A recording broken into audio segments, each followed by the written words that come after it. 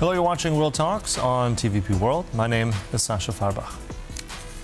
Russia has launched one of its largest air assaults on Kyiv in weeks, killing at least 13 people after firing 74 missiles and nearly 500 drones overnight into Thursday. As Ukraine says, it launched attacks on a major Russian oil refinery deep inside the Nizhny Novgorod region. At the same time, the European Union's chief diplomat, Kaja Kallas, says only greater military support for Ukraine and tougher sanctions on Russia can increase pressure on Moscow. Joining us now is Rostyslav Khotin, senior editor of the Ukrainian service at Radio Free Europe, Radio Liberty. Good to have you back with us. Welcome. Hello, Sasha. So looking at this attack, one of the largest in recent weeks, hundreds of drones, many missiles, unfortunately also many casualties on the Ukrainian side in Kyiv. What, in your mind, was the objective here? Was this a response, perhaps, to what Ukraine has been doing in terms of the energy attacks across Russia? How do you interpret this? What's the signal here? Yeah, over the past several weeks, Ukraine was very successful in targeting oil refineries, oil depots, other energy installation on Russian territory, plus military targets in the Russian Federation and in occupied Crimea. So Russia kind of tried to retaliate with launching almost half of a thousand of drones and dozens of missiles, both cruise missiles and some even ballistic missiles. Kyiv was the prime target of these Russian strikes. Several apartment blocks were targeted, and one was almost completely destroyed. Nine-floor apartment block in the Darnitsa district of Kyiv. It's northern Kyiv. It's closer to the Russian border. So 13 people are killed, and about up to 90 people have been wounded during these overnight strikes. Several other Ukrainian regions have been targeted. Also, Russia targeted the offices and the premises of one of the leading retail company in Ukraine, Moyo.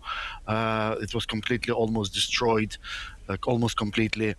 So it was a powerful strike by Russia, and Ukrainian Foreign Minister Andrii Sybiha asked Western partners for more air defenses urgently to give it to Ukraine, especially in intercepting missiles, who are able to intercept Russian missiles, which are, especially ballistic missiles, are very difficult to intercept for Ukraine. Drones are more or less okay, but if Russia launches several hundreds drones at the same time, it's difficult to intercept all of them. But ballistic missiles are very hard to intercept for Ukraine. Yeah, but at the same time, as you said, air defense is something really key. I mean, overwhelmingly, a lot, according to Ukrainian authorities, was intercepted and stopped. Nevertheless, we still had many strikes in Kyiv at the same time.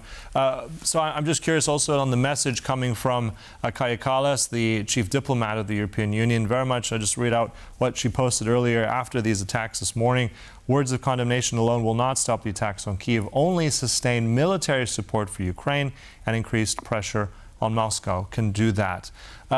With those words, I mean, perhaps nothing new, but do you think they carry more weight this time around? Will we see more air defense being freed up? Will Europe step in and give more? It's a two-edged approach should be applied here. One is to give Ukrainian as much arms, as many possibilities to defend itself, but also not just for defense purposes. Ukraine needs also weaponries to attack Russia, especially missiles, more drones, more jointly produced drones, kind of financial resources for Ukrainian armed forces, so that Ukraine can inflict as much damage as possible on Russian energy sector and Russian arms ammunition producing sector. So that's one thing, that's one approach. Another one is to put pressure on Russia with even more sanctions as it's now, and now the EU is debating the 25 first package of sanctions, and which also will target not just some individuals in Russia or separate companies, Russian companies or factories, but whole sectors. Like even more sanctions, even more screws should be tightened around Russian energy sector, especially ability to export Russian oil and Russian gas, and also financial sector. There are still a lot of potential for putting pressure on Russian financial and energy sectors. These are key pillars of Russian economy, and the sanction pressure should be applied not just by the European Union, but also by other countries which are not EU members, like Britain, Canada, and also, of course, the United States. That's the main point of this approach, to double approach: sanctions and more arms for Ukraine, military support.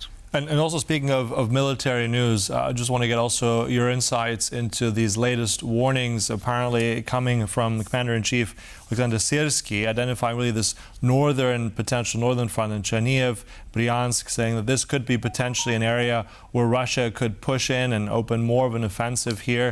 I mean, is that based on, in your mind, your experience, current intelligence threat level? How realistic is such a threat right now? Over the past several weeks, Ukrainians have noticed that Russia started mounting troops, concentrating troops near Ukrainian northern border, but it's still unclear whether Russia indeed is planning to enter Ukrainian territory from Russian Bryansk region in the north into Chernihiv, northern Chernihiv region of Ukraine, or whether indeed it plans to enter northern Ukraine via Belarus. Ukrainian military analysts think that Belarusian incursion is unlikely, because President Lukashenko of Belarus will unlikely give permission to Putin to use Belarus again to invade Ukraine, because Ukraine has been putting a lot of pressure on Belarus to remove, for instance, its relays, which kind of coordinate the movements of Russian drones during strikes against Ukraine, and Lukashenko removed them from towers near Ukrainian border. So likely it's not a realistic prospect, as General Alexander Syrsky said.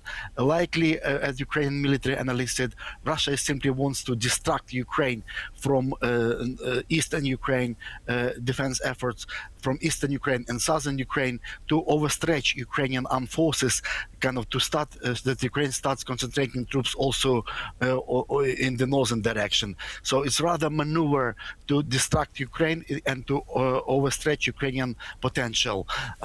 So we'll see what's going on. But Syrsky also said that General Syrsky also said that the evacuation has been started of several villages in the northern part of Chernihiv region near the Russian border, so that Ukrainian civilians are protected. The evacuation of civilians from villages along the Ukrainian-Russian border in the north has been continuing over the last several weeks. So Ukraine is preparing for the possible incursion, but we'll see. But maybe it's just a maneuver, tactical maneuver on the Russian part, not a real prospect of real invasion of the northern Ukraine from Russia, and not from Belarus, but again from the Bryansk region of Russian Federation. Mm-hmm. And also, speaking of military men, let me just get your insight as well of a former top Ukrainian head military man, Mr. Zaluzhnyi, who apparently, through various reports, might be interested in standing for elections and running for president. I mean, at this point, nothing is fully confirmed yet. But what do you make of that story? Do you think if elections do occur, when they would occur, what are his chances? Apparently, there was a secret meeting of the top Ukrainian political elite. President Zelenskyy attended this, and his senior aides recently near Kyiv, and they discussed the political prospects of possibly holding elections maybe at the end of this year, at the end of autumn, in November probably. They discussed latest opinion polls, which were not made public widely, but nevertheless they say that in the first, if potential presidential elections are to be held, President Zelenskyy will get around 33% of support in the first round. General Valerii Zaluzhnyi, currently ambassador of Ukraine to the United Kingdom, will get around 22%, and General Kirill Budanov, former top military intelligence official, now head of presidential office, will get around 14%. But in the second round, the interesting thing is that in the second round, in the final, Zaluzhnyi has a potential to beat Zelenskyy when people will kind of rally around Zaluzhnyi from other candidates, supporters of other candidates. And apparently Zaluzhnyi also refused to not to take part in the election despite the offer of from President Zelenskyy, like, will you not run? And Zaluzhnyi apparently replied, no, I will run. I won't betray people who believe in me, who supports me. So we don't know yet whether presidential elections will be held, because of martial law. Presidential and parliamentary elections are banned according to Ukrainian constitution. But nevertheless, the rumor of a potential political maneuvering before potential presidential election are being active in Ukraine. All right, so that's another story that we'll watch as it develops. Look, thanks so much for that. Unfortunately, even now, the latest update on those terrible strikes in Kyiv, looks like the death toll has risen now to 17, unfortunately, after that major strike by Russia. Thanks so much for that. Rostyslav Khotin there. Always appreciate having you on. Thank you. And thank you for watching. That concludes World Talks, but stay right here on TVP World for more news and commentary. Goodbye.